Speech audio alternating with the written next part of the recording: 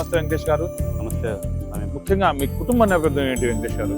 మా కుటుంబ నేపథ్యం వచ్చేసి మా నాన్న భవన నిర్మాణ కార్మికుడు, మా అమ్మ లక్ష్మీదేవి గృహిణి. ప్రస్తుత జిల్లా రాజకీయాల్లో మీ క్యాడర్ ఏమిటి?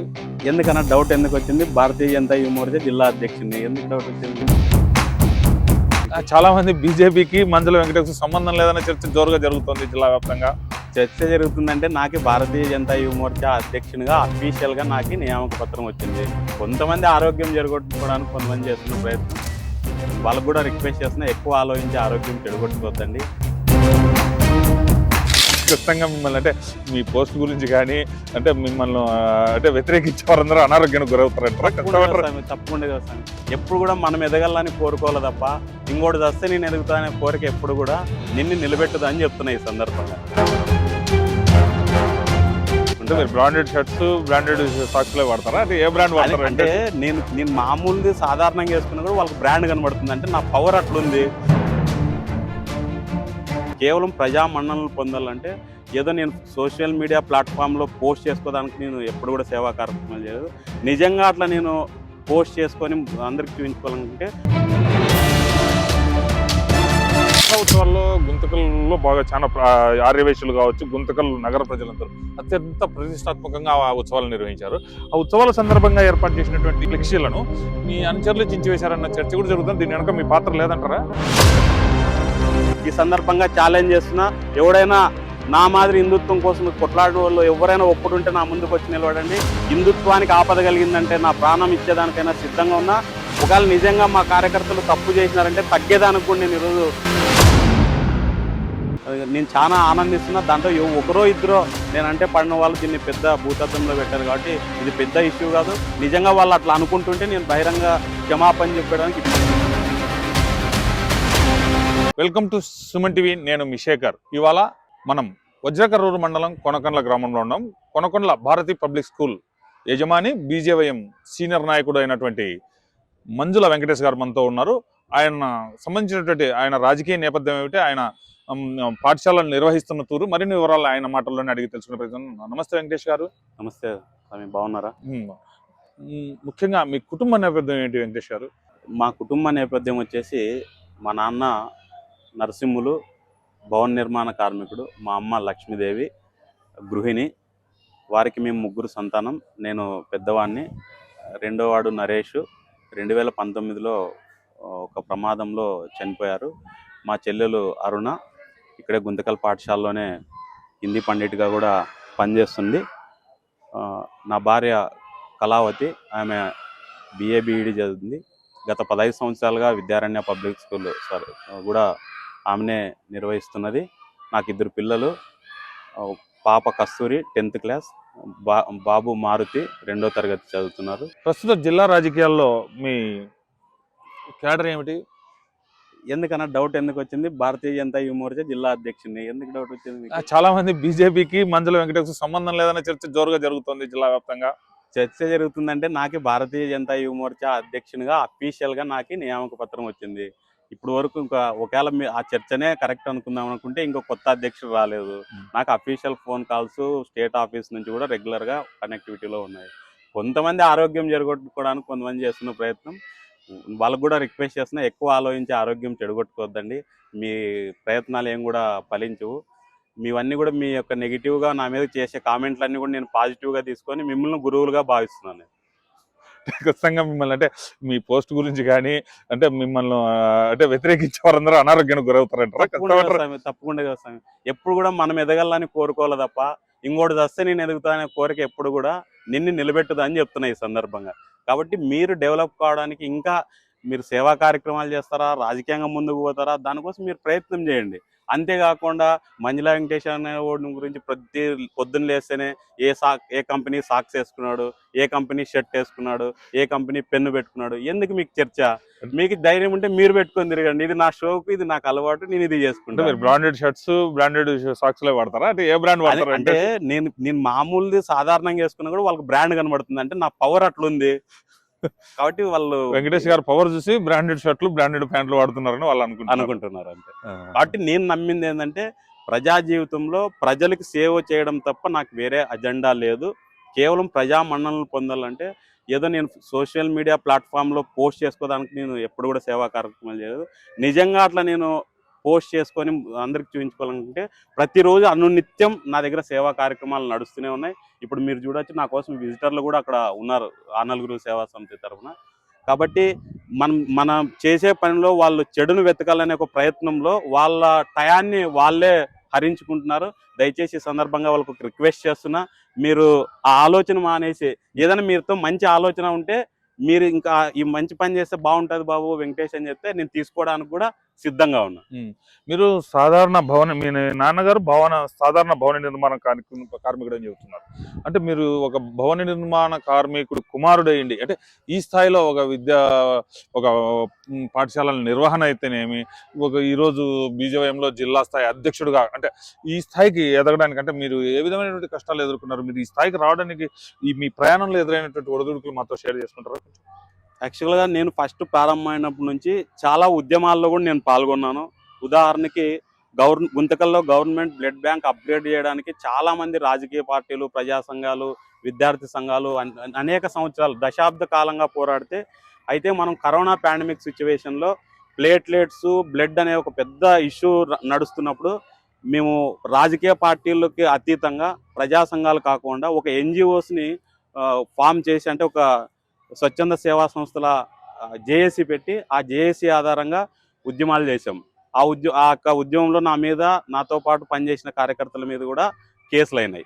అయితే దాన్ని కూడా మేము దాటి ఆమరణ నిరాహార దీక్ష అక్టోబర్ 2 నాడు ప్రారంభించి గట్టిగా 3 రోజులు పచ్చి మంచినీళ్ళు కూడా తీసుకోకుండా మేము పోరాటం చేస్తే, అప్పుడున్నటువంటి శాసనసభ్యులు వై వెంకటరామరెడ్డి గారు సాక్షాత్ ఆయనే వచ్చి టెంట్లో కూర్చొని మాకు కొబ్బరి నీళ్ళు ఇచ్చి ఎటువంటి పరిస్థితుల్లో టైం పెట్టి మేము తెస్తానని చెప్పారు.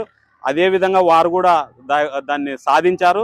మేము కూడా ఈ సందర్భంగా వెంకటరామరెడ్డి గారికి అంటే అప్పుడు ఇనిషియేటివ్గా తీసుకొని వారి యొక్క బ్లడ్ బ్యాంక్ని అప్గ్రేడ్ చేయడానికి ప్రయత్నం చేశారు. ఇలా కాకుండా అనేక మున్సిపల్ రిజర్వ్డ్ సైట్ల విషయంలో అంటే అప్పుడున్నటువంటి మున్సిపల్ కమిషనర్ చెల్లా ఓబ్లేష్ గారు మున్సిపల్ రిజర్వ్డ్ సైట్ని ప్రొటెక్ట్ చేయలేని పరిస్థితుల్లో నేను డిఎల్ఎస్ఏ ద్వారా, డిస్ట్రిక్ట్ లీగల్ సర్వీస్ అథారిటీ ద్వారా న్యాయబద్ధంగా పోరాడి అక్కడ ఏదైతే అక్రమ నిర్మాణాలు ఉన్నాయో దాన్ని తొలగించడం జరిగింది ఒక ప్రజాస్వామ్య పద్ధతిలో.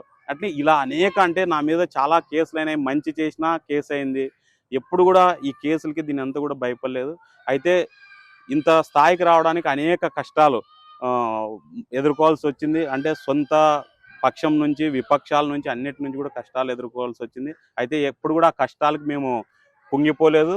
ఎందుకంటే ఉలి దెబ్బలకి రాయి బయలు పడితే శిల్పం కాదు కాబట్టి మేము కూడా నేను ఎప్పుడు ఒకటే భావిస్తుంటా, ఎన్ని కష్టాలు వస్తున్నాయి నీకంటే నాకు ఎప్పుడు కష్టాలు రావు. ఎందుకంటే ఈ సందర్భంగా చెప్తున్నా, నేను ఎప్పుడు కష్టాల్లోనే ఉంటా, కొత్తగా నాకు వచ్చే కష్టం ఏం లేదు.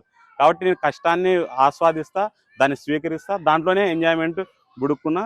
రెండవ విషయం, 2014 తర్వాత భారత ప్రధానమంత్రి గౌరవనీయులు నరేంద్ర మోడీ గారు వచ్చిన తర్వాత అనేక మనలాంటి అట్టడుగు వర్గాలకు సంబంధించి డెవలప్ కావడానికి అనేక పథకాలు తెచ్చారు. దాంట్లో ఎంఎస్ఎంఈ కానీ, పిఎంఈజీపీ కానీ, ముద్రా యోజన కానీ నేను దాన్ని ఉపయోగించుకున్న. ఎంఎస్ఎంఈ ఆధారంగా ఒక స్కూల్ని నిర్మాణం చేసుకున్నా. ఇలా అనేక ప్రభుత్వ పథకాలని ఒక పద్ధతిలో నేను ఉపయోగించుకొని ఈరోజు కూడా ఒక సిస్టమేటిక్గా రన్ చేస్తున్నాం. కేవలం అంటే మాకు ఇదంతా కూడా సొంత ప్రాపర్టీ కాదు, లీజ్లో మా యొక్క ఐడియాలజీని ఇంప్లిమెంట్ చేయడానికి ఇక్కడ ఉన్నటువంటి వాళ్ళు కూడా మాకు సంపూర్ణంగా సహకరిస్తున్నారు. ఇంకొక ఈ సందర్భంగా చెప్తున్నా, మంజులా వెంకటేష్ కేవలం 2 స్కూళ్ళు కాదు, రాబోయే రోజుల్లో భగవంతుని ఆశీర్వాదం, ప్రజల యొక్క ఆశీర్వాదంతో ఇంకా విస్తరించాలని చెప్పే ఆలోచన కూడా మా దగ్గర ఉంది. ఇటీవల మనం ఇప్పుడు దసరా ఉత్సవాల్లో గుంతకల్లో బాగా చాలా ఆర్యవేశ్యులు కావచ్చు, గుంతకల్ నగర ప్రజలందరూ అత్యంత ప్రతిష్టాత్మకంగా ఆ ఉత్సవాలు నిర్వహించారు. ఆ ఉత్సవాల సందర్భంగా ఏర్పాటు చేసినటువంటి అంటే ఫ్లెక్సీలను మీ అనుచరులు చించివేశారన్న చర్చ కూడా జరుగుతుంది. దీని వెనక మీ పాత్ర లేదంటారా? ఆ రోజు కొంతమంది ఆ సంఘటనలో పోలీస్ స్టేషన్ దగ్గర నినాదాలు ఇచ్చే పరిణామ క్రమంలో వీళ్ళు హిందూ ద్రోహులు, ధర్మ ద్రోహులు అని చెప్తున్నారు. ఈ సందర్భంగా ఛాలెంజ్ చేస్తున్నా, ఎవడైనా నా మాదిరి హిందుత్వం కోసం కొట్లాడిన వాళ్ళు ఎవరైనా ఒక్కడుంటే నా ముందుకు వచ్చి నిలబడండి. హిందుత్వానికి ఆపద కలిగిందంటే నా ప్రాణం ఇచ్చేదానికైనా సిద్ధంగా ఉన్నా. ఒకవేళ నిజంగా మా కార్యకర్తలు తప్పు చేసినారంటే తగ్గేదానికి కూడా నేను ఈరోజు సిద్ధంగా ఉన్నా అని చెప్పి ఈ సందర్భంగా తెలియజేస్తాను. నిజంగా వాళ్ళు అమ్మవారి చిత్రపటాలని చింపేసినారు మా కార్యకర్తలని భావిస్తుంటే నేను బహిరంగ క్షమాపణ చెప్పడానికి కూడా సిద్ధంగా ఉన్నా. అయితే ఈ సందర్భంగా వాళ్ళకి ఇంకొక క్వశ్చన్ కూడా నేను రైజ్ చేస్తా ఉన్నా. పత్రికా ప్రకటనలకి ప్రాధాన్యత ఇవ్వద్దండి. ఒక అమ్మవారి ఫోటో విజువలైజేషన్ వస్తే అందరూ కూడా ఆనందిస్తారు, అమ్మవారి ఆశీర్వాదం దొరుకుతుందని కోరుకుంటారు. కాబట్టి మేము ఆ యొక్క వేసిన ఫ్లెక్స్లకి వ్యతిరేకం కానీ అమ్మవారికి కానీ ఆర్యవైశ్యులకు కూడా ఎప్పుడు కూడా వ్యతిరేకం కాదు. ఎందుకంటే చాలామంది దసరాకి ఆర్యవైశ్య సోదరులందరూ కూడా నాకు శుభాకాంక్షలు చెప్పారు. నేను చాలా ఆనందిస్తున్నా. దాంట్లో ఒకరో ఇద్దరో నేనంటే పడిన వాళ్ళు దీన్ని పెద్ద భూతద్దంలో పెట్టారు కాబట్టి ఇది పెద్ద ఇష్యూ కాదు. నిజంగా వాళ్ళు అట్లా అనుకుంటుంటే నేను బహిరంగ క్షమాపణ చెప్పడానికి ఇప్పుడు కూడా సిద్ధంగా ఉన్నా అని చెప్పి సందర్భంగా తెలియజేస్తాను. మంజుల వెంకటేష్ గారు, మీకు రాజకీయ నేపథ్యమైన సేవా కార్యక్రమాలు మీరు ఏమైనా చేశారా? అంటే ఆ సేవా కార్యక్రమం సంబంధించినటువంటి పేర్లు, అంటే ఈ సేవలకు సంబంధించినటువంటి పేర్లు, ఏమేమి పేర్లతో సేవలు చేశారు? ఆనలుగురు సేవా సమితి ఆధ్వర్యంలో ఎవరైతే అన్నోన్ ఉంటారో వాళ్ళని మేము క్రిమేట్ చేసే కార్యక్రమం ప్రధానంగా ప్రారంభించాం. దాని తర్వాత అనేక సేవా కార్యక్రమాలు, అంటే ఇప్పుడు వరకు ఒక 700 పైచిలకు అన్నోన్ బాడీస్ని క్రిమేట్ చేసాం. అందులో భాగంగా కరోనా పాండమిక్ సిచ్యువేషన్, అంటే ఫస్ట్ వేవ్ అండ్ సెకండ్ వేవ్లో కూడా 250 పైచిలకు క్రిమేట్ చేసాం.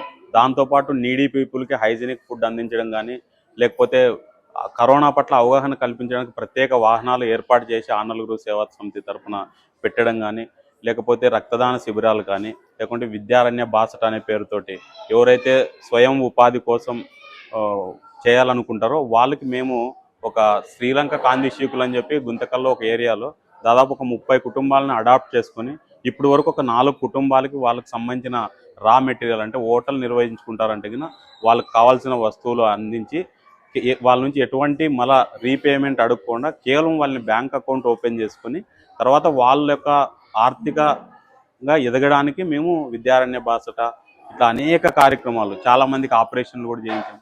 ఒక చిన్నారి 6 నెలల చిన్నారికి ఈ భాగంలో కణిత వస్తే మేము 6 లక్షలు అవుతుందని చెప్పి డాక్టర్లు అంటే సత్యసాయి హాస్పిటల్ వాళ్ళని సంప్రదించి వాళ్ళకి సంబంధించిన అన్ని టెస్టులు, తర్వాత వాళ్ళకి ట్రాన్స్పోర్ట్ ఖర్చులు అన్నీ భరించి డాక్టర్ గారితో మాట్లాడి ఉచితంగా అమ్మాయికి మేము ట్రీట్మెంట్ చేయించడం జరిగింది. అమ్మాయి ఈరోజు బాగుంది. అదేవిధంగా దేవేంద్ర అని ఒక 17 సంవత్సరాల అబ్బాయి గేట్ పడి ఆపరేషన్ చేయించుకోలేని స్థితిలో ఉంటే నేను సొంతంగా ఒక 2 లక్షల రూపాయలు పెట్టి తిరుపతి హాస్పిటల్లో నేను కూడా ట్రీట్మెంట్ ఇప్పించడం జరిగింది. ఇప్పుడు ఆ అబ్బాయి మున్సిపాలిటీలో కూడా ఒక పని చేస్తున్నాడు. మీకు హంపి పీఠాధిపతి శ్రీ శ్రీ జగద్గురు శంకరాచార్య విద్యారణ్య భారతీజీతో మీకు ఉన్నటువంటి సంబంధాలు ఏమిటి? ఆయన నుంచి, అంటే ఆ పీఠం నుంచి మీకు ఏమైనా సహాయ సహకారాలు ఏమైనా ఉన్నాయా? మీరు చేస్తున్నటువంటి సేవా కార్యక్రమాలకు కావచ్చు, పాఠశాలలకు కావచ్చు. నిజంగా ఈ జన్మలో నాకే మా గురువుగారు అయినటువంటి విద్యారణ్య భారతి స్వామీజీ యొక్క ఆశీస్సులు లభించడం అనేది నేను పూర్వజన్మ సుకృతంగా భావిస్తున్నా. ఎందుకంటే స్వామీజీ ఎప్పుడు కూడా పూజలు, యాగాలు, హోమాలు చేస్తే కేవలం 20% మాత్రమే ఫలితం వస్తుందని రెగ్యులర్గా ఏ కార్యక్రమం అయినా కూడా చెప్తుంటారు. ఆయన దృక్పథం అంతా కూడా సామాన్యునికి ఏమి చేయాలనే ఒక ఆలోచన, చాలా గొప్ప ఆలోచన. ఎందుకంటే మేము మహిళల యొక్క రక్తదాన శిబిరం గుంతకల్లో నిర్వహిస్తే స్వామీజీ స్వయంగా వచ్చి మా అందరికీ వేల మందికి, లక్షలాది మందికి ప్రేరణగా స్వయంగా ఆయనే రక్తదానం చేయడము, మా యొక్క కార్యక్రమాలన్నింటినీ కూడా పర్యవేక్షిస్తూ ఎప్పటికప్పుడు ఎలా చేయాలి, ఏం చేయాలని చెప్పి వారి యొక్క ఆశీర్వాదం మా మీద ఉండడం, అదే పద్ధతిలో మేము కూడా పనిచేస్తున్నాం. నిజంగా స్వామీజీ ఆశీస్సుల వల్లనే ఈ కార్యక్రమాలు నిరవిరామంగా ఎటువంటి ఆటంకం లేకుండా జరుగుతున్నాయని చెప్పడానికి నేను చాలా గర్వపడుతున్నా. స్వామీజీ ఆశీర్వాదం ఆనలుగురు సేవా సమితి సభ్యులందరూ కూడా చాలా ఉత్సాహంగా ప్రతి సంవత్సరం కూడా ఆయన్ని కలుసుకొని ఒక ప్రత్యేక సమావేశం కూడా నిర్వహించుకుంటాం. అంటే ఇక్కడ మనం సాధ్యమైనంత వరకు గమనిస్తే ఏదైనా ఒక మంచి పని చేయాలంటే కంపల్సరీగా నలుగురు, అంటే ఈరోజు జరుగుతున్నటువంటి సమాజంలో ఇంత పోకడలతో, అంటే ఏదైనా ఒక మంచి పని చేయాలంటే ఖచ్చితంగా నలుగురు చదవడానికి సిద్ధంగా ఉంటారు. ఇది మీరు ఇన్ని మంచి పనులు చేసేటప్పుడు మీకు ఎటువంటి ఇబ్బందులు తలెత్తినాయి? అంటే మీ అనుభవంలో తలెత్తినటువంటి ఇబ్బందులు మాకు కొంచెం వివరిస్తారా? ఎప్పుడు కూడా ఇబ్బందులే. ఎందుకంటే ఫస్ట్ ఆనలుగురు సేవా సమితి కార్యక్రమం చేపట్టినప్పుడు ఎప్పుడు కూడా సమాజం లోపల పుట్టేటప్పుడు ఎలా అయితే అందరూ ఉంటారో చివరి యాత్రలో కూడా నలుగురు తోడుండాలనేదే మా సంకల్పం. అయితే ఫస్ట్ మమ్మల్ని మున్సిపాలిటీ వాళ్ళు అన్నారు, తర్వాత అనాథ శవాలను మోసే వాళ్ళు అన్నారు, తర్వాత చాలామంది కామెంట్లు చేస్తున్నారు వీళ్ళకి ఫండ్స్ వస్తున్నాయి కాబట్టి వీళ్ళు కార్యక్రమం చేస్తామని చెప్తున్నారు. ఎవరికైనా అట్లా డౌట్ ఉండి ఫండ్స్ వస్తున్నాయంటే రండి మాతో జాయిన్ కావండి, మీకు కూడా ఆ ఫండ్స్లో సగం మేము ఇస్తాం. ఎందుకంటే దూరం కొండ బాగా నున్నగా కనబడుతుంది, దగ్గరికి వస్తే తెలుస్తుంది గుట్టు ఉందా, ముళ్ళు ఉందా, కంపు ఉందా అని. కాబట్టి దూరంగా చూసి వాళ్ళకి ఏదో వస్తుంది అని ఆలోచిస్తున్నారు. అంటే ఇట్లా అనేకమైన విమర్శల్ని ఎదుర్కొని ఎవరైతే విమర్శించారో వాళ్ళతోనే సన్మానించుకునే స్థాయి వరకు కూడా మేము ఎదిగాం. దీంట్లో ఏం డౌట్ లేదు. ఎందుకంటే 2013లో ప్రారంభమైన ఈ యొక్క సేవా కార్యక్రమాలు ఈ రోజుకు కూడా నిర్విరామంగా కొనసాగుతున్నాయంటే మాకున్నటువంటి కమిట్మెంటు, మేము స్వచ్ఛందంగా ఏ రూపాయిని కూడా రెస్పాన్సిబిలిటీతో ఖర్చు పెడుతున్నాం. కాబట్టి ఈరోజు మంజులా వెంకటేష్ గొప్పతనం ఏమి కాదు. ఎందుకంటే ఇంత కార్యక్రమాలు జరుగుతున్నాయంటే చాలామంది డోనర్సు, మా వెల్వేషర్సు ఎప్పటికప్పుడు మాకు సహకరిస్తున్నారు. కాబట్టి ఈరోజు ఈ కార్యక్రమాలు నిర్వహిస్తున్నాం. కేవలం ఇది మంజులా వెంకటేష్ యొక్క గొప్పతనం కాదు. అయితే మేము ఫస్ట్లో కూడా కొంత కుంగిపోవడం జరిగింది. నా టీం డిస్టర్బ్ చేయడానికి చాలామంది ఏం చేశారంటే, మీరు పెళ్లి కాని పిల్లలు ఇట్లా కార్యక్రమానికి వెళ్తే కష్టం అవుతాయి, ఇట్లా అనేక రకాల డిస్టర్బెన్స్లు కూడా క్రియేట్ చేసినా మేము అవన్నిటికి కూడా తట్టుకొని ఈ కార్యక్రమాన్ని ముందుకు తీసుకెళ్తున్నాం. అయితే మేము గర్వంగా చెప్తున్నా అవన్నీ కూడా అధిగమించాం. ఇంకా ఆ విమర్శలను తీసుకునే స్థితిలో కూడా మేము లేము. ఆ విమర్శలన్నీ కూడా మేము అభినందనల కిందే స్వీకరిస్తున్నాం. వెంకటేష్ గారు, ఈరోజు ఉన్న పరిస్థితులను మనం గమనించినట్లయితే దాదాపు అంటే పాడేకు ఉపయోగించే కట్టెల దగ్గర నుంచి శ్మశానంలో మీరు ఏదైతే అంత్యక్రియలు పూర్తి చేసే గుంత తవ్వడం ద్వారా ఆర్థిక సంబంధమైనటువంటి విషయాలు ఇవన్నీ అంటే దాదాపుగా ప్రతిదీ కూడా ప్రతిదానికి రూపాయి లేనిదే ముందుకు వెళ్ళినటువంటి పరిస్థితి. మీరు ఈ నేపథ్యంలో దాదాపు 700 గుర్తు తెలియని మృతదేహాలకు అంత్యక్రియలు నిర్వహించి వారికి అంటే బంధువులమైన ఆత్మబంధువులమైన అని మీరు చెబుతున్నారు. అంటే దీనికంతటికి మీకు ఆర్థిక సహకారం ఏ విధంగా లభించింది? మంచి క్వశ్చన్ స్వామి. ఎందుకంటే ఇందాక చెప్పినట్లు నేను చాలా మంది సహకారం ఉందన్నాను కదా. దీంట్లో గ్రేట్ ఏంటంటే ఎవరైతే శ్మశానం లోపల గుంతలు తవ్వుతారో వాళ్ళని మేము మా కార్యకర్తలుగా తయారు చేసుకున్నాం. ఎవరైతే బాడీని ట్రాన్స్పోర్ట్ చేస్తారో వాళ్ళని మేము మా కార్యకర్తలుగా తయారు చేసుకున్నాం. అంటే అక్కడ డబ్బు కాదు, ఇది కేవలం సేవ అనే దృక్పథాన్ని వాళ్ళలో నింపాం. మామూలు జనరల్గా ఒక 25,000 రూపాయలు సహజంగా ఎవరైనా మరణిస్తే, అందరు ఉన్న వాళ్ళు మరణిస్తే 25,000 అవుతుంది. కానీ మేము అంత ఖర్చు కాదు, కేవలము గుంత దోగే వాళ్ళకి ఒక రేట్ ఫిక్స్ చేసినాం. వాళ్ళ యొక్క శ్రమకు ఆధారంగా. తర్వాత మాకు అంబులెన్స్ కూడా ఒక రేట్ ఫిక్స్ చేసుకున్నాం. అందరికంటే తక్కువ అంటే మేము వాళ్ళని కార్యకర్తలుగా మేము అడాప్ట్ చేసుకున్న కారణంగా ఇన్ని కార్యక్రమాలు మేము నిర్విరాగంగా చేయగలుగుతున్నాం. చాలామంది సహకారం ఉంది. ఒక్కొక్కసారి చాలామంది ఫొటోస్లో సోషల్ మీడియాలో చూసి కూడా ఈరోజు క్రిమేషన్కి మేము పంపిస్తున్నాం మీ అకౌంట్కి అని కూడా చాలామంది, నాకు గుర్తు తెలియని లేకుంటే నాకు సంబంధం లేని వ్యక్తులు కూడా మాకు సహకరిస్తున్నారు. అంటే దీని యొక్క గొప్పతనం ఏంటంటే సమాజం లోపల మనము ఒక మంచి పద్ధతిలో వెళ్తే ఖచ్చితంగా సొసైటీ యొక్క సహకారం మనకు ఉంటుందని చెప్పి సందర్భంగా మేము తెలియజేస్తాం. ఇప్పుడు కరోనా కష్టకాలంలో మనిషికి మనిషి చేయి కలపాలంటే భయపడ్డారు. కరోనా ఫస్ట్ వేవ్లో కావచ్చు, మిగతా సందర్భంలో అంటే ఒక ఫ్యామిలీ ఇంకొక ఫ్యామిలీతో ఇంటరాక్ట్ కానటువంటి పరిస్థితి. ఆ టైంలో కూడా మీరు కరోనాతో మృతి చెందినటువంటి చాలా వరకు మృతదేహాలకు అంత్యక్రియలు చేసినట్లు మా గుంతకల్ ప్రాంత ప్రజలు చెప్తుంటే వింటుంటాం. అంటే మీకు ఆ టైంలో మీకు అంటే ఈ కరోనా భయం కానీ ఏమనిపించలేదా? లేకపోతే ఈ సేవలు చేస్తున్నటువంటి సమయంలో మిగతా వారు మిమ్మల్ని ఏ విధంగా స్వీకరించారంటే, మామూలుగా కూడా ఎవరో ఒక వ్యక్తి బయటకు తిరిగి వచ్చాడంటే అబ్బో నువ్వు ఎక్కడో తిరిగి వచ్చావు, నువ్వు నీ నుంచి నీ దగ్గర అంటే కరోనా నీకు వచ్చి ఉంటుందనే కావచ్చు, లేకపోతే నీ దగ్గర ఏ తరహా వైరస్ నువ్వు తీసుకొస్తావని చెప్పి దగ్గరికి రానిటువంటి పరిస్థితి. ఆ టైంలో మీరు ఈ సిచ్యువేషన్ అంటే ఆ పరిస్థితిని మీరు ఏ విధంగా అధిగమించారు? దాదాపు ఎన్ని మృతదేహాలు కంప్లీట్ చేశారు మీరు కరోనా పాండమిక్ సిచ్యువేషన్లో? ఫస్ట్ వేవ్, రెండో వేవ్తో కలుపుకుంటే అయితే మీరు అన్నట్ల మాకు కూడా కొన్ని సందర్భాల్లో భయం కలిగింది. నేను, చక్రి అనే ఒక కార్యకర్త ఇద్దరం కూడా మేము కరోనాకి ఎఫెక్ట్ అయినాం. అప్పుడు మా ఇంట్లో నా కుమారుడు కేవలం 2 సంవత్సరాల బాబు. అయితే ఇందాక చెప్పినట్లు మా గురువులైనటువంటి జగద్గురు శంకరాచార్య విద్యారణ్య భారతి స్వామీజీ యొక్క ప్రేరణతో, ఆయన ఇచ్చిన అమృద్ధార అనే ఒక ఔషధంతో మేము రోజు కూడా అమృద్ధార అనే ఔషధాన్ని చేతులకి కాలర్ కూడా పెట్టుకొని, అంటే ఎటువంటి వైరస్ని కూడా తట్టుకునే శక్తి సహజంగా ఆయన తయారు చేసినటువంటి అమృద్ధార ఆధారంగా మేము అన్ని పాజిటివ్ బాడీస్ని క్రిమేట్ చేసాం. ఒక్కొక్క రోజు 3-4 బాడీలు. ఇంకొక కొన్ని సంఘటనలు అయితే ఆ క్రిమేషన్ చేసిన తర్వాత ఒక 2-3 రోజులు భోజనం కూడా చేయడానికి అవకాశం ఉండదు. అంటే అంత గుర్తొస్తుంటుంది. గుంతకల్లో ఒక బాడీ 3 రోజులైంది చనిపోయి, డీకంపోజ్ అయింది, దగ్గర పోయే పరిస్థితి లేదు. కానీ ఆ సిచ్యువేషన్లో కూడా మేము అక్కడికి వెళ్ళి క్రిమేట్ చేసి తర్వాత ఆ ఇంటిని కూడా మేమే శుభ్రం చేసాం. ఎందుకంటే మిగతా ఇంకా అక్కడ ఉన్నటువంటి వైరస్ స్ప్రెడ్ కాకోకుండా. ఇలా అప్పుడు చాలామంది మేము డైరెక్ట్గా మీరేం భయపడొద్దండి అని చెప్పి ఒక కార్యక్రమాన్ని కూడా తీసుకున్నాం. ఏం కార్యక్రమం అంటే గుంతకల్ ప్రభుత్వ హాస్పిటల్ ముందు నీడ్ ద ఫీడ్ అనే ఒక కార్యక్రమాన్ని తీసుకొని, అంటే ఎవరికైతే యాక్చువల్గా 12 గంటలకు లాక్డౌన్ మనకు స్టార్ట్ అయ్యేది. 12 తర్వాత హోటల్స్ కానీ, బస్సులు కానీ, ఆటోలు కానీ ఏం తిరిగేవి. కానీ దాదాపు 40 కిలోమీటర్ల దూరం నుంచి గుంతకల్ ప్రభుత్వ హాస్పిటల్కి వచ్చేవాళ్ళు. అప్పుడు మేము ఎవరైతే పేషెంట్ అటెండర్స్ ఉంటారో వాళ్ళకి జాగ్రత్తలు తీసుకొని ఫుడ్ ఇవ్వడం, తర్వాత కరోనా వార్డులోకి మేము స్వయంగా వెళ్ళి, అంటే మీకు ఏమి కాదు, ఇది చిన్న సమస్యనే, మీరు ఏం కూడా భయపడద్దని చెప్పి డైరెక్ట్గా మేము ప్రతిరోజు గవర్నమెంట్ హాస్పిటల్ని సందర్శించిన సందర్భాలు కూడా ఉన్నాయి. స్వామి, మనం ప్రస్తుతం మీ పాఠశాలను చూస్తుంటే ఆశ్రమ వాతావరణాన్ని తలపిస్తుంది. అంటే మీకు ఈ ఆలోచన ఎక్కడి నుంచి వచ్చింది? అసలు ఈ పాఠశాల ఈ తరహా అంటే ఈ విధంగా నిర్మించడం వెనుక మీ అంతర్యం ఏమిటి? యాక్చువల్గా 15 సంవత్సరాలుగా గుంతకల్లో విద్యారణ్య అనే పాఠశాల నిర్వహిస్తున్నాం. అది నా వ్యక్తిగతంగా నేను, నా భార్య చూసుకుంటున్నాం. అయితే ఇక్కడ బోర్డ్ ఆఫ్ డైరెక్టర్లుగా 5 మందితో కలిపి మా యొక్క టీం దీన్ని ఒక మంచి ప్లేస్ కోసం సెర్చ్ చేస్తూ ఉంటే మాకు ఇది తారసపడింది. అయితే ఇక్కడ దీన్ని చూసిన తర్వాత దీన్ని ఒక మంచి వాతావరణాన్ని నిర్మాణం చేయాలని చెప్పి ఒక కాన్సెప్ట్ తోటి, ఎటువంటి లాభాపేక్ష అంటే ఇక ఏదో మాకు రిటర్న్స్ రావాలా అనేది కాకుండా, ఇక్కడ మేము ఒక బాధ్యత గల సిటిజన్స్ని అందించాలనే లక్ష్యంతో హ్యాపీనెస్ కరికులం తోటి, అదేవిధంగా ప్రస్తుత తల్లిదండ్రులు ఎదుర్కొంటున్న సమస్యని అధిగమించడానికి క్రమశిక్షణ, నైతిక విలువలతో కూడిన విద్యా విధానాన్ని మా జగద్గురు శంకరాచార్య స్వామీజీ చెప్పినట్లు ఏదైతే సమస్యకు మూలం ఉందో ఆ మూలాలను మనం ఎప్పుడైతే కూడా పట్టుకుంటామో అప్పుడు సమస్య పరిష్కరించాలని అవుతుందని చెప్పి ఆయన చెప్పారు.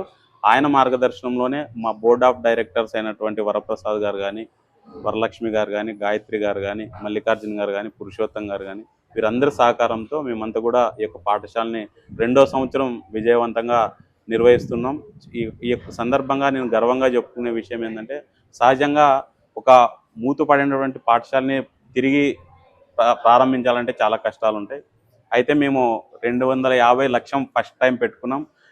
ఆ లక్ష్యానికి దగ్గరగా 246 మంది విద్యార్థులని అడ్మిషన్లు తీసుకున్నాం. 2వ సంవత్సరం 600 టార్గెట్ పెట్టుకున్నాం. అయితే 550 పైచిలకు అడ్మిషన్లని తెచ్చుకున్నాం. అయితే నిబద్ధతగా ఇక్కడ పనిచేయడమే ప్రజలను మమ్మల్ని విశ్వసించి, ఆ విశ్వాసమే ఈరోజు అడ్మిషన్ రూపంలో వాళ్ళు పిల్లల్ని మా దగ్గరికి పంపుతున్నారు. చాలామంది కూడా వచ్చే సంవత్సరానికి అప్పుడే కూడా అడుగుతున్నారు, మంచి ఎడ్యుకేషన్ సిస్టమ్ని మీరు ఇంట్రడ్యూస్ చేశారు కాబట్టి దీన్ని ఇంకా కొనసాగించండి అని చెప్పి ఎవరైతే పేరెంట్స్ ఉన్నారో, మా వెల్వేషర్స్ ఉన్నారో వాళ్ళ నుంచి కూడా మాకు సంపూర్ణమైన మద్దతు లభిస్తుంది. వెంకటేష్ గారు, చాలా వరకు మనం ఇప్పుడు మన సంస్కృతి సాంప్రదాయాలు కావచ్చు, ప్రతి వ్యవస్థలోనూ కూడా పాశ్చాత్య పోకడలకు అంటే అలవాటు పడుతున్నారు, అంటే అప్గ్రేడ్ అవుతున్నారు. కానీ మీరు చూస్తే ఈ పాఠశాల విద్యా విధానాన్ని మరి పూర్వానికి తీసుకెళ్ళినట్లు కనిపిస్తుంది. మనం పాఠశాలకు సంబంధించిన తరగతి గదులను కూడా చూడొచ్చు. విక్రమ్ సారాభాయి నిలయం, ధ్రువ నిలయం, కశ్యపుడు నిలయం, అటు వెళ్తే డైనింగ్ హాల్కి వెళ్తే కనుక వకులామాత భోజనశాల, ఇట్లా వీటికి ఈ పేర్లు నిర్ణయించడం వెనక ఉన్నటువంటి ఆంతర్యం ఏమిటి? అసలు వాస్తవంగా చూస్తే కనుక అంటే పూర్వకాలంలో ఉన్నామా అన్నటువంటి ఒక భావన కలుగుతుంది మీ పాఠశాలను చూస్తే. దీని వెనక ఉన్నటువంటి అసలు రహస్యం మాకు చెప్తారా? ఖచ్చితంగా చెప్తాం. ఓల్డ్ ఈజ్ గోల్డ్ అనేది ఒక ఎప్పుడు కూడా అది ఎవర్ గ్రీన్. కాబట్టి భారతదేశంలో సంపదకి, మేధాశక్తికి ఎప్పుడు కూడా కరువు లేదు. కానీ ఇక్కడ ఏదో లేదని చెప్పి మనం అనుకుంటున్నాం. చాలామంది సుశ్రుతుడు, వరాహమిహిరుడు, ఇట్లా అనేక మంది పరంపర మనకు అందించినటువంటి శాస్త్రీయ సంపదని మనం మర్చిపోయిన కారణంగా ఈరోజు కేవలం మార్కులు, ర్యాంకులు, ఉద్యోగాలు అనేదే కాకుండా సమాజానికి మనం ఉపయోగపడాలనే ఒక కాన్సెప్ట్ తోటి భారతీయ వైదిక పరంపరకి అద్దం పట్టేలా మన యొక్క పూర్వీకులు ఏదైతే గొప్పగా మనకు అందించిన సంపదని మనం గుర్తు చేసుకుంటూ తప్పకుండా వాళ్ళు మనకి ఆదర్శం. ఎవరో ఇంకా ఇప్పుడు ఉన్నటువంటి ఎడ్యుకేషన్ సిస్టంలో ఒక 1000కి 999 మార్కులు వచ్చినాయని చెప్పి డబ్బా కొట్టుకునే పాఠశాలలు వాళ్ళందరూ కూడా రోగుల్ని తయారు చేస్తున్నాయి, బలహీనుల్ని తయారు చేస్తున్నాయి. కానీ భారత్ పబ్లిక్ స్కూల్ ఏం తయారు చేస్తుందంటే సమాజానికి గట్టిగా నిలబడి సమాజ సేవ చేయడానికి, సమాజానికి ఆదర్శంగా ఉండడానికి భారత్ పబ్లిక్ స్కూల్ విద్యార్థులను తయారు చేస్తుంది. అంటే ఇప్పుడు మీరు చెప్తున్నట్టు ఓన్లీ ఈ తరగతి గదులు ఈ నిర్మాణంలోనైనా, అంటే మీ ఈ విద్యా విధానంలో కూడా విభిన్నత ఏమైనా ఉంటుంది, వైభిన్నాన్ని మేము ఎక్స్పెక్ట్ చేసి అవి మీ ఒకవేళ మీ విద్యా విధానం గురించి మాకు ఏమైనా వివరిస్తారా కొంచెం? మీ పాఠశాల విద్యా విధానం కేవలం అంటే రంగులేసి బోర్డులు రాస్తే ఇక్కడంతా ఏం మార్పులు జరుగు. అయితే ఇక్కడ పొద్దున మీరు ఎప్పుడైనా ఒకసారి మా పాఠశాల యొక్క ప్రేయర్ను కూడా మీరు క్యాప్చర్ చేయండి. ఎందుకంటే Bhagavad Gita is a management of life అని. అంటే ఇప్పుడు నేను చెప్తున్న మాట కాదు, చాలా మంది దీని మీద పరిశోధన చేసిన తర్వాత భగవద్గీత మన జీవితాన్ని మార్చడానికి ఉపయోగపడుతుంది. ఇది భగవద్గీత అనేది చనిపోయిన తర్వాత శవం దగ్గర పెట్టే పాట కాదని చెప్పారు. మేము అదేం చేస్తున్నామంటే ప్రతిరోజు 2 శ్లోకాలు భగవద్గీత శ్లోకాలు నర్సరీ నుంచి principal and correspondent board of director ఎవరు వచ్చినా కూడా కింద కూర్చొని ప్రార్థన చేస్తాం. అది మా ఫస్ట్ కాన్సెప్ట్. తర్వాత రెండోది అంటే ఏదైతే ఈరోజు పిల్లలు దుర్మార్గంగా తల్లిదండ్రుల పట్ల ప్రవర్తిస్తున్నారో అవి నిర్మూలించడానికి ప్రతిరోజు కూడా తల్లిదండ్రికి నమస్కారం పెట్టి ఆ ఫోటో మా స్కూల్ వాట్సాప్ గ్రూప్కి పంపించమని చెప్తాం. ఇట్లా అనేక విషయాలు, భోజనం చేసేటప్పుడు ప్రార్థన చేయడం, అంటే ప్రతిదీ కూడా ఒక బాధ్యతగా ఉండాలనే ఒక కాన్సెప్ట్ తోటి కేవలము ఈ యొక్క సంస్కృతి సాంప్రదాయాలు కాదు, ప్రస్తుతం ఉన్న పోటీ ప్రపంచానికి అనుగుణంగా లీడ్ కరికులంతో అంటే ఇంటర్నేషనల్ స్టాండర్డ్స్తో అన్ని విధాలుగా విద్యార్థి సర్వతోముఖాభివృద్ధి అనే కాన్సెప్ట్ తోటి మేము పోతున్నాం. ఇది మేము చెప్తున్న మాటలు కాదు, మాకు ప్రత్యక్ష ఉదాహరణ 2వ సంవత్సరమే మా స్కూల్ స్ట్రెంత్ డబుల్ కావడం. కాబట్టి మీరు కూడా సుమన్ టీవీ ద్వారా నేను విజ్ఞప్తి చేస్తున్నా, మా పాఠశాలని ఇంకా అందరికి చూపించండి. ఇటువంటి పాఠశాల ఆధారంగా బలమైన వ్యక్తులని తయారు చేయడానికి అవకాశం ఉంటుంది. స్వామి వివేకానంద చెప్పినట్ల బలమే జీవనము బలహీనమే మరణం అనే కాన్సెప్ట్ మేము ఇక్కడ తీసుకొని పనిచేస్తున్నాం. బలమైన విద్యార్థుల్ని సమాజానికి ఇవ్వాలనేదే మా యొక్క కాన్సెప్ట్. మీరు మానసిక దృఢత్వం కోసం చేస్తున్నటువంటి కార్యక్రమాలు అయితే సరే, తరగతిలో విద్యా విధానంగా వచ్చి పొద్దున్న తల్లిదండ్రులకు నమస్కరించే అంశం కాబట్టి ఇవన్నీ ఒక మానసిక దృఢత్వం, పిల్లల్లో మంచి సామాజిక స్పృహ కలిగించే అంశాలు. శారీరక దృఢత్వం కోసం మీ పాఠశాలలో అంటే ప్రత్యేకమైన కార్యక్రమాలు ఏమైనా చేయిస్తున్నారు మీరు? శారీరక దృఢత్వం కోసం చేసేటువంటి కార్యక్రమాల్లో ఒకటి హార్స్ రైడింగ్, తర్వాత కరాటే, తర్వాత యోగా, తర్వాత ఆర్చరీ, తర్వాత కబడ్డీకి కూడా మేము ప్రత్యేకంగా ఒక కోచ్ని మాకు అనంతపురం వివేకానంద స్పోర్ట్స్ కమిటీ వారు మాకు ప్రత్యేకంగా ఈ సందర్భంగా వారికి కూడా ధన్యవాదాలు తెలియజేస్తున్నా. వాళ్ళే స్వయంగా ఇక్కడికి వచ్చి ఒక కోర్టుని ఏర్పాటు చేసి తర్వాత వాళ్ళే టీషర్ట్లు ఇచ్చి ఒక కోచ్ని నియమించి, అంటే ఎవరైతే గ్రామీణ వాతావరణంలో ఉన్నటువంటి పిల్లలు డబ్బులు పే చేయలేనటువంటి పిల్లలకి వాళ్ళే సహకరిస్తున్నారు. ఇట్లా మేము కరాటీకి సపరేట్ మాస్టర్ ఉన్నారు, తర్వాత యోగాకి సపరేట్ మాస్టర్ ఉన్నారు, తర్వాత ఆర్చరీకి సపరేట్ మాస్టర్ ఉన్నారు. ఇట్లా దీని అంతటికి కూడా మేము ఛార్జ్ చేయడం లేదు. ఇవన్నీ కూడా మేము కాంప్లిమెంటరీగా అంటే సమాజానికి ఇవ్వాలనే కాన్సెప్ట్ తోటే మేము పనిచేస్తున్నాం. అంటే మానసికంగా దృఢంగా ఉన్నప్పటికీ శారీరకంగా దృఢంగా లేకపోతే గట్టిగా ఉండడు కాబట్టి ఇవన్నీ కార్యక్రమాలు మేము తీసుకొస్తున్నాం. అదేవిధంగా మేము యూనివర్సల్ ఎడ్యుకేషన్ అనే పేరుతోటి ఒక క్యాలెండర్ని రూపొందించాము. అంటే కేవలము చదువు ఒకటే కాదు, పబ్లిక్ అడ్మినిస్ట్రేషన్లో ఏం ఆఫీసులు ఉంటాయి, కలెక్టర్ ఆఫీస్లో ఏం దరఖాస్తు చేసుకోవాలి, తహసీల్దార్ ఆఫీస్లో ఏం దరఖాస్తు చేసుకోవాలి, అవసరమైనప్పుడు పోలీస్ దగ్గర ఎట్లా అప్రోచ్ అవ్వాలి, లేకుంటే ఒక పాస్పోర్ట్ని ఎలా తీసుకోవాలి, లేకుంటే త్రివిధ దళాల్లో ఏమేమి అవకాశాలు ఉంటాయి, ఇట్లా అనేకమైన విషయాలు నెలకొకటి మేము తీసుకొని దీని యూనివర్సల్ ఎడ్యుకేషన్ పేరుతోటి మా విద్యార్థులకు మేము విద్యనే అందిస్తాం. మీ పాఠశాలకు సంబంధించినటువంటి విద్యార్థులు ఎక్కడైనా అంటే ప్రతిభకు చూపించినటువంటి సందర్భాలు ఏమైనా ఉంటాయి, కొంచెం మాతో షేర్ చేసుకుంటారు? తప్పకుండా. ఈ మధ్య కాలంలోనే కరాటే సంబంధించి 12th నేషనల్ కరాటే ఛాంపియన్షిప్ కర్నూలులో నిర్వహించడం జరిగింది. యాక్చువల్గా అక్కడ మా విద్యార్థులు 26 మంది పాల్గొన్నారు. నేను ఊహించలేదు, అంటే మేము ఇచ్చిన ట్రైనింగ్ కేవలము 2 నెలలు మాత్రమే. అయితే బ్లాక్ బెల్ట్ వాళ్ళతో తలపడి మా వాళ్ళు చేసిన పెర్ఫార్మెన్స్కి 3 gold medal, 6 silver medals, 16 bronze medals, ఒక కప్పును కూడా సాధించడం జరిగింది. అయితే నేను ఈ సందర్భంగా తెలియజేస్తున్నా, ఏదైతే మా దగ్గర ఉన్నటువంటి టీచర్లు కానీ ట్రైనర్లు కానీ కమిట్మెంట్తో పనిచేస్తున్నారో ఆ కమిట్మెంట్కి వచ్చినటువంటి ఫలితమే మన జరిగిన 12th నేషనల్ కరాటే ఛాంపియన్షిప్లో సాధించిన విజయాలని చెప్తున్నాం.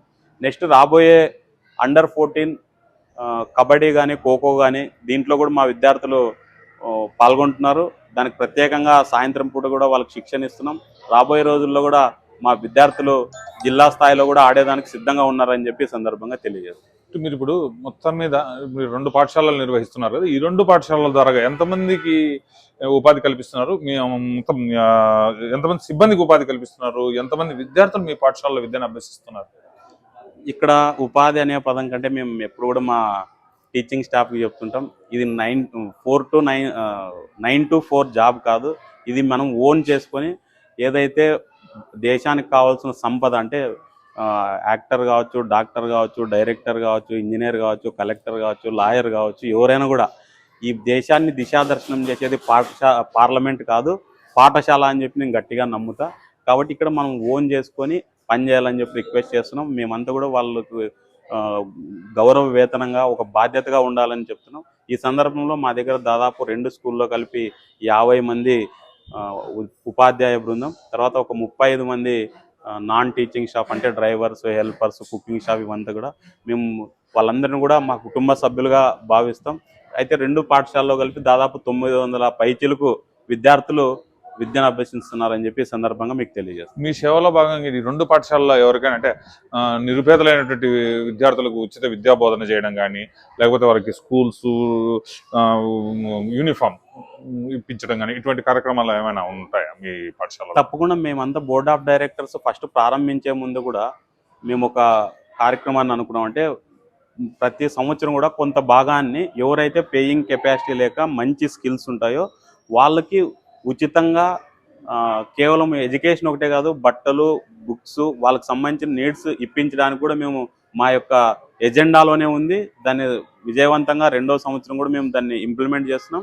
రాబోయే రోజుల్లో భగవంతుని ఆశీర్వాదం వల్ల, మా యొక్క పేరెంట్స్ యొక్క ఆశీస్సుల వల్ల ఇంకా పెద్ద ఎత్తున కూడా మేము సర్వీస్ చేయడానికి ముందుకెళ్తామని చెప్పి ఈ సందర్భంగా తెలియజేస్తాం. ఇప్పుడు తల్లిదండ్రులు లేని పిల్లలకు ఉచిత విద్యను అందించడం కానీ, వారిని దత్తత తీసుకొని చదివించడం కానీ, ఇట్లా కార్యక్రమాలు మీ పాఠశాలలో ఏమైనా ఉన్నాయా? ఉన్నాయి. ఇక్కడ ఎవరైతే నేను పేర్లు రివీల్ చేయను కానీ తల్లిదండ్రులు లేనటువంటి పిల్లలకి మేము కొంతమందిని అడాప్ట్ చేసుకొని అన్ని మేమే వాళ్ళకి చదివిస్తున్నాం.